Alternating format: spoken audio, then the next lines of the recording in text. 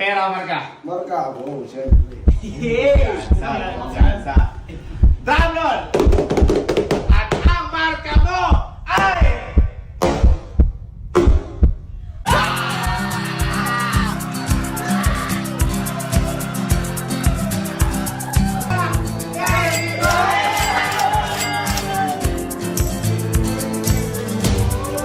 Dahil hindi nyo alam yung magiging marka niya.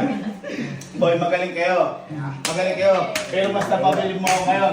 Dahil si Kojak ngayon ay walang bagsak! Ano ngayon ang pambibili mo dyan sa pera na yan?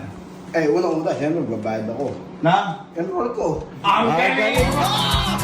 Pagkain ka! Tama ang ganun mo! Bibigyan kita ng hug!